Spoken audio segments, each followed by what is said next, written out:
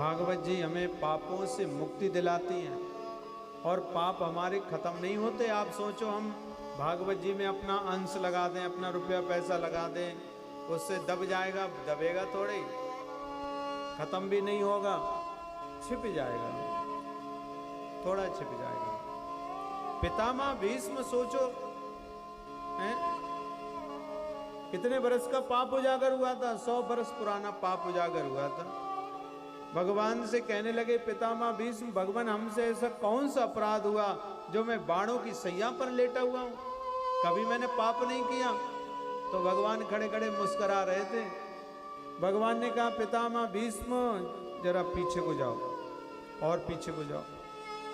पितामह भीष्म और बोले और पीछे जाओ, बोले और पीछे जाओ। और जाते जाते जब 100 बरस पीछे चले गए तब पितामह को याद आया, ओहो पिछले में एक राजा का बेटा था और जंगल में मेरे हाथ में धनुष बाण था।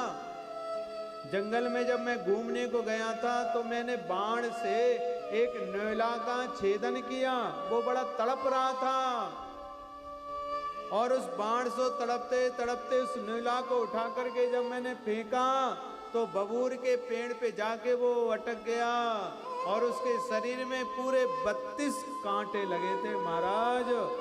वो तड़पते तड़पते तड़पते तड़पते 32 दिनों तक वो न्योला बबूर के पेड़ पे अटका रहा और 32वें दिन उसने अपने शरीर को त्यागा।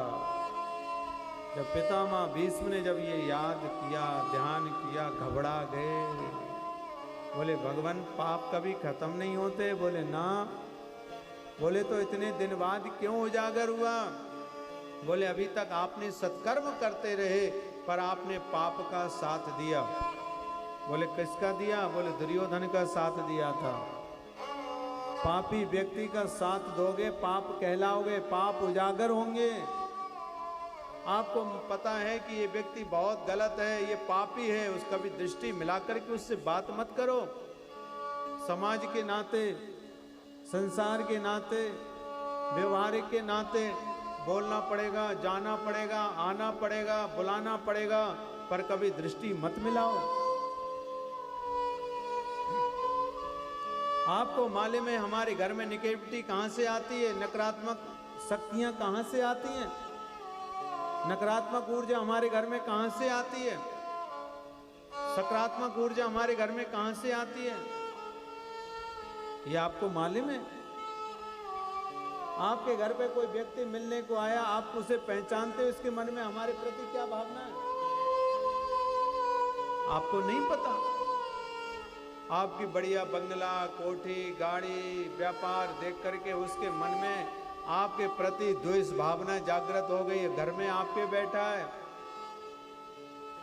चाय आपकी पी रहा है, पानी आपका पी रहा है, नाश्ता आपका कर रहा है और मन में आपके प्रति द्वेष भावना बैठे बैठे जाग रहा है। वो ही नकारात्मक शक्तियां आपके घर में प्रवेश करती हैं महाराज। वो आपके घर में पाप छोड़ के जाता है, वो आपके घर में गलत चीजें छोड़ करके जाता है। बस अगर आपको मालूम है ये व्यक्ति हमारे प्रति ऐसा भाव रख रहा है, जब वो उठ करके जाए उस स्थान को बदलो। अगर सोफा पे बैठ रहा है थोड़ा झाड़ दो, कपूर जलाओ,